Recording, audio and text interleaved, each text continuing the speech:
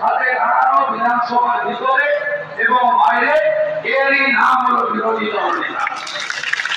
উল্টোদিকে মুখ্যমন্ত্রী শব্দের অর্থ কি? তিনি রাজনৈতিক ব্যক্তিত্ব।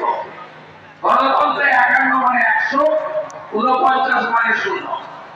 কিন্তু মুখ্যমন্ত্রী যখন রাজ্যপালকে সামনে রেখে শপথ নেন সংবিধানকে হাতে নিয়ে, তখন কিন্তু মুখ্যমন্ত্রী কোন একটা নির্দিষ্ট রাজনৈতিক দলের পথে তিনি মুখ্যমন্ত্রী নন। সেই কারণে ডক্টর ভীমরাও আম্বেদকর যদি সংবিধান দিয়েছিলেন, তাতে পরিষ্কার ভাবে প্রথম ভাষাতে লেখা আছে যে আমাদের গণতান্ত্রিক ব্যবস্থা পরিচালিত হবে for the people, by the people, of the people, not for the party, by the party, of the party. আমি পজিশন আপনাকে ক্লিয়ার করলাম। আমি আপনাদের কাছে বর্তমান সমস্যা এবং এই সমস্যার যে জটিলতা আপনারা প্রত্যক্ষভাবে দেখেছেন যে কেন এই জটিলতা তৈরি হয়েছে। এই জটিলতা তৈরি হয়েছে রাজ্যের কার্যক্রম এসএসসিকে ডিফান্ড করে যারা সুপ্রিম ক্ষমতায় আছেন, বিধানসভার সংখ্যাগরিষ্ঠতা জুড়ে প্রশাসনিক কর্তৃক অর্থাৎ নবান্ন, তারা এই ঘটনার জন্য দায়ী। আপনারা বারে বারে জানেন যে সুপ্রিম কোর্টের হিয়ারিং এ যোগ্য এবং অযোগ্য তালিকা বাছাই করার জন্য একাধিকবার সুযোগ দিয়েছে। আপনারা দেখেছেন আপনাদের প্ল্যাটফর্ম অ্যাপলিটিক্যাল, এখনো অ্যাপলিটিক্যাল। আপনারা কেবলমাত্র আপনাদের প্রতি সংগতি জ্ঞাপনের জন্য আমাদেরকে আজ থেকে অ্যালাউ করেছেন। সেটাও আমাদের সবাইকে যে বলতে হবে তা নয়, পাশে দাঁড়ানোর অনেক সুযোগ রয়েছে। Social media platform, press media platform, আমরা যে রাজনৈতিক দল করি তার ঠান্ডা নিয়ে আলোচনা করে প্রতিবাদ সংগঠিত করতে পারি, সেখানে কোনো ভেড়াচাল নেই, বাধা নিষেধ নেই। কিন্তু আমরা আপনাদের এই মঞ্চে এসে আমরা আমাদের দায়িত্ব কর্তব্য বলব। আমরা 2000 সালে কি হয়েছিল, 77 সালে কি হয়েছিল, 2011-তে কি হয়েছিল, এসব কথা বলার মঞ্চ নয়।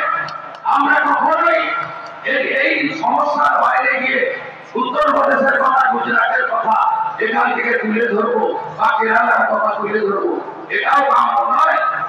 আমাদের জায়গাটা নির্দিষ্ট করতে হবে।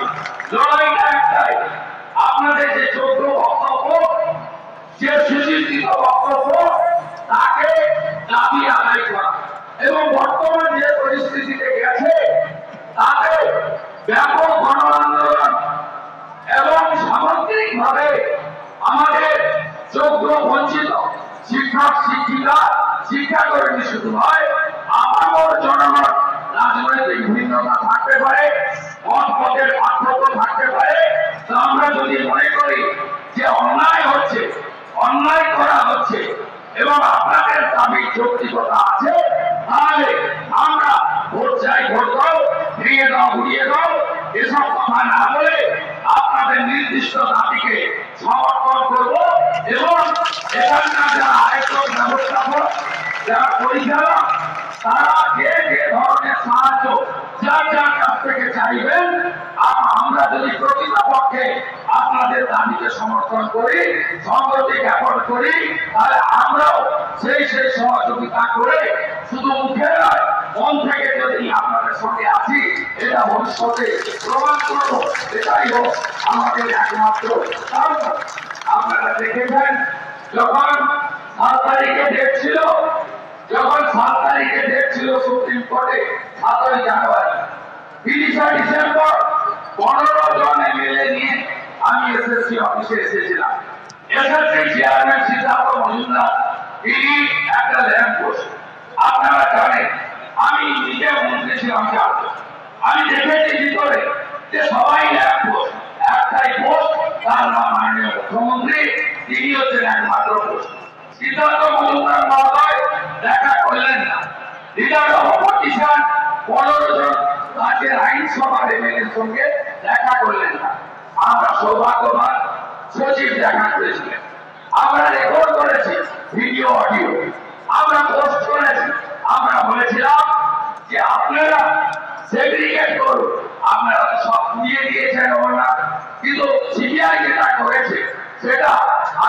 উদ্ধার করে গাজিয়াবাদ থেকে আপনাদের ওই মাঠটা তারা উদ্ধার করতে পেরেছে। সেই উদ্ধারকৃত ওয়েবারের ভিত্তিতে আপনারা যদি যোগ্য অযোগ্য বাইসার্কেট করে সেগ্রিগেট করে 7 তারিখের আগে জমা না দেন, তাহলে সমস্ত ভাই বোনেদের তাদের চাকরি চলে যাবে। আজকে আমরা সেটা 30শে ডিসেম্বর বলেছি, আজকে তাই ঘটল, তাই হলো।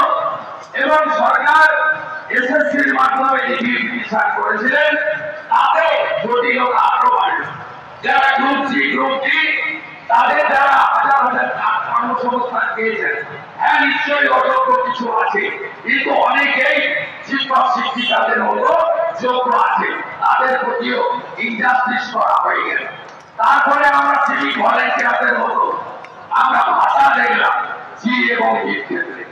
এক্ষেত্রেও অন্যায় করে শিক্ষক শব্দের, শিক্ষাকর্মী শব্দের যে মর্যাদা, যে সম্মান, সেটাকে রাজ্যের ক্যাবিনেট নিচের তলায় নিচের দিকে নামিয়ে দিল। এটাও টলারেবল অ্যাকসেপ্টেবল নয়। আগামী 9 জুন রাজ্য বিধানসভা খুলবে। রাজ্য বিধানসভা অচল করে দেওয়ার দায়িত্ব আমাদের বিরোধী দলনেতা। আমরা বিধায়কদের নিয়ে অচল করবো, আপনাদের জন্য অচল করবো। আপনাদের এই আন্দোলনের আমি পূর্ণাঙ্গ সফলতা কামনা করি। কোন বিতর্ক নয়, কে কি বলেছে তার পাল্টা বক্তব্য নয়, কাউকে ছোট করা, কাউকে বড় করা নয়। একটাই আমার বক্তব্য, আপনাদের দাবি যুক্তি সংগত স্বামীজির মন্ত্র চড়ই গতি বলে এগিয়ে চলুন। আপনারা জিতবেন, উইশালবার কাম আপনারা জিতবেন। এবং যে ধরনের সহযোগিতা আমাদের যারা আয়োজক ব্যবস্থাপক তারা যে ধরনের ব্যবস্থা সহযোগিতা চান, মনে করে আমরা আগে বাড়িয়ে কিছু করবো না, সেই ধরনের সহযোগিতা করবো।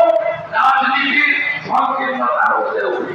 আমার মনে আছে সংগ্রামী যৌথ মঞ্চের কথা, আমরা সেখানে সকলের লোককে ডাকবো।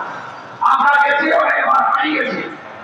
তারা আজকে যে দীর্ঘ লড়াই দিল, সেই লড়াইয়ের ফলে আজকে সুপ্রিম কোর্ট ডিএকে অধিকার বলে স্বীকৃতি দিল, 25% দিল।